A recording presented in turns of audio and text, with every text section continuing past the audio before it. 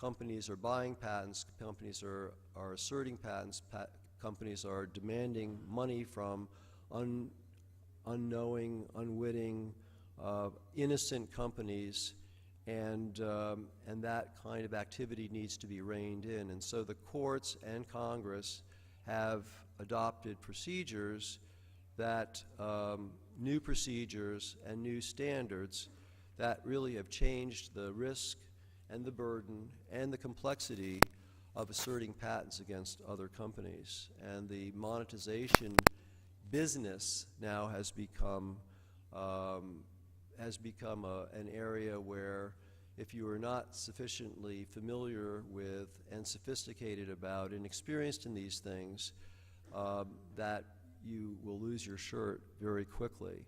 And what happens here is, rather than having all of the issues go down the same path with a court, the patent owner now suddenly becomes on the defensive within weeks after filing their patent infringement case or threatening to sue somebody if they don't take a license. And so the litigation has stayed. The patents are now being challenged. The procedure is relatively inexpensive compared to litigation. It's very fast, and it's before a forum that has shown a great resolve to invalidate a large proportion of the patents that are being challenged there, which is different than the courts. We're now waiting to hear what the Federal Circuit, the appeals court, is going to do there. But in the meantime, people are much more cautious about what they're doing in the monetization world.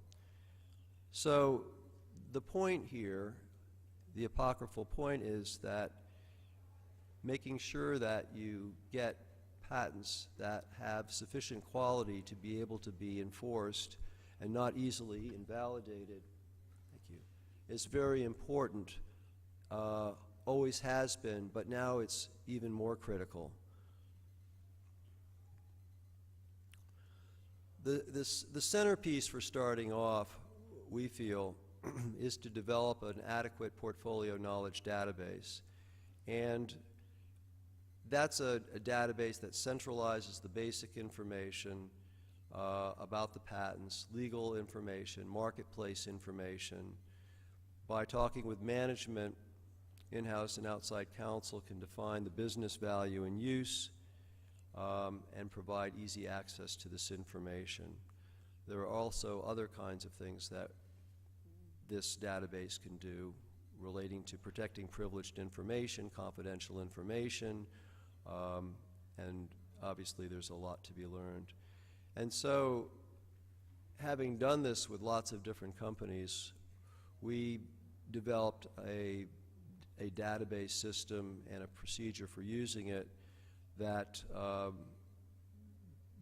has been useful in terms of defining the fields that can be helpful to management, and a process for filling those fields of information.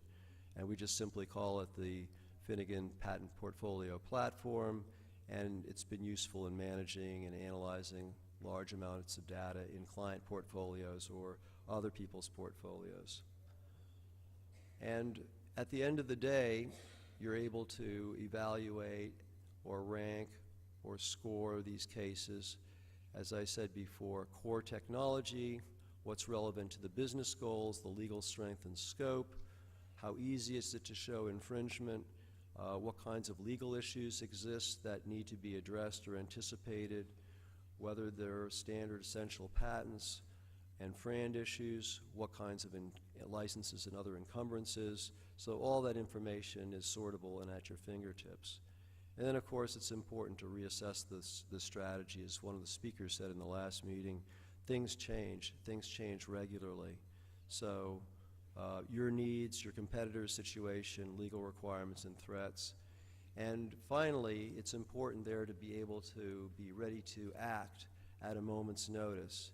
So when an opportunity comes up, if you don't know what's going on, to basically do this in reaction to a possible opportunity becomes a somewhat unlikely situation. So if there's an opportunity to buy patents, it's an opportunity to prevent infringement, to respond to a patent threat, to cross-license, to enter into collaborative agreements, to seed some startups, or to generate revenue by license and sale. All of those things can be done by being ready to act. So I'd like to close my remarks by giving you an example of how this preparation and how this knowledge was very valuable in a case that got a lot of press in the United States. And this was the situation 2 years ago when Microsoft sold its patent portfolio to, I'm sorry, AOL sold its patent portfolio to Microsoft. So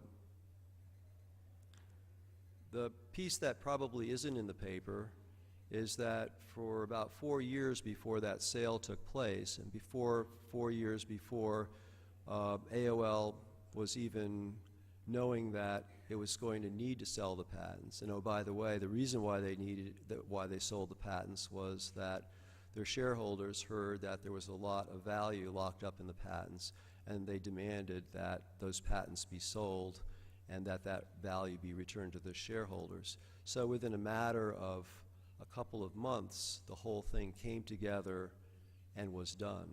And so to be able to get your hands around all that information in that time and know what to do would have been impossible. But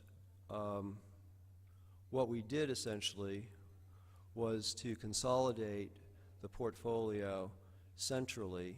It had been made up of lots of companies that AOL had acquired, some with really foundational internet technologies, and we consolidated all of that into a single database and began to strategically build and strengthen the portfolio to identify what was there and who would be interested in buying it, how it could be asserted against other people, and then started working on the portfolio and increasing the value of the portfolio. So in 3 to 4 years, we doubled the number of patents in the portfolio, strengthened the scope, and dealt with issues that were deficiencies, and obviously knew a lot about the portfolio, so that we were able to prepare and present information to potential purchasers. And then the portfolio sold for $1 billion.